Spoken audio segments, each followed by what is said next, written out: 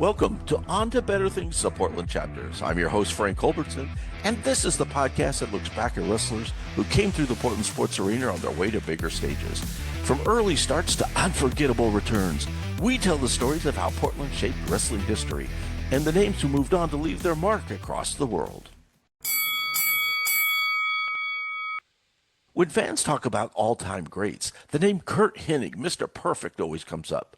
But before the bright lights of the WWF, before the AWA Championship reigns, Hennig spent several key years in Portland. He debuted in Portland wrestling on January 16, 1982, going to a draw with Dizzy Hogan, who later became famous as Brutus the Barber Beefcake. He even teamed with his father, Larry the Axe Hennig, to win the Pacific Northwest tag titles, a father and son pairing that instantly connected the fans.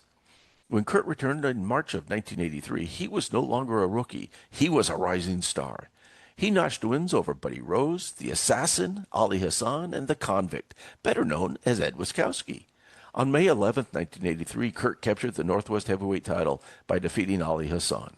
Then came the series of matches that wrestling historians still talk about: Curt Hennig versus Dynamite Kid. Beginning in August of 1983, their bouts were described by Dave Meltzer of the Wrestling Observer as the best series of matches in the country at the time. Dynamite Kid eventually took the title from Hennig on September 7th, but both men came out elevated. Curt would also capture the tag titles twice that year, once with Buddy Rose and again with Pat McGee.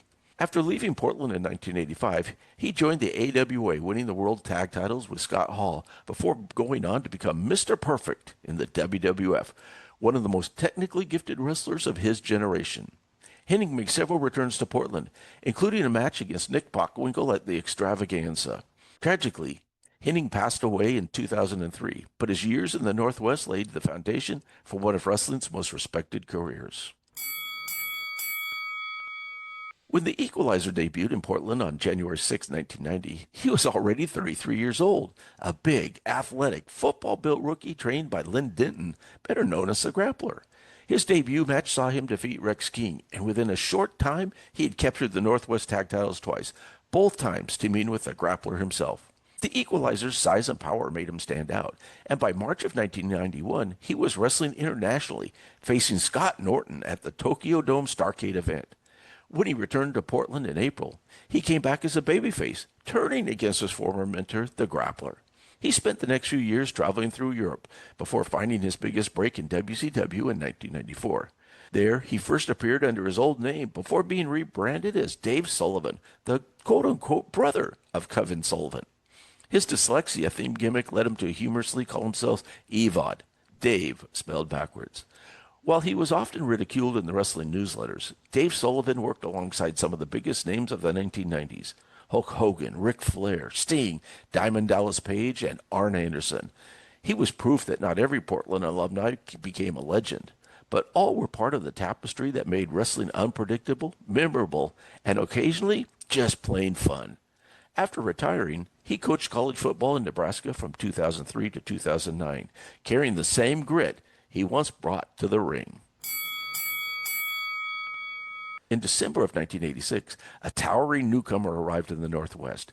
He wrestled under the borrowed name Sky High Lee, a tribute to the 1950s grappler of the same name. Standing at 6'10", the young Lee had trained with Stu Hart, Red Bastien, and Mondo Guerrero, an impressive list of mentors.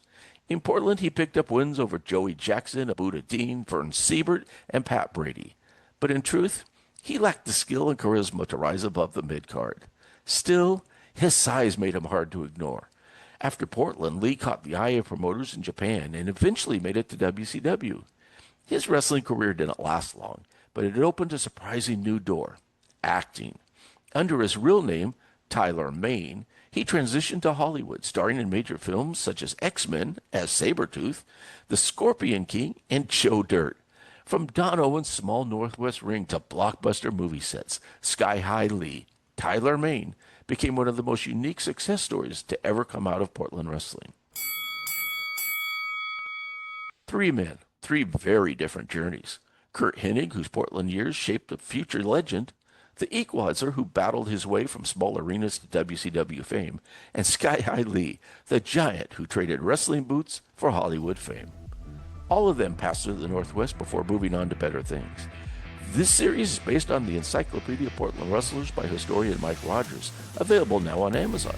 I'm your host, Frank Culbertson, and this has been On to Better Things, the Portland Chapters. Be sure to follow the show on Spotify and Apple Podcasts so you don't miss a single episode. New shows drop every Friday.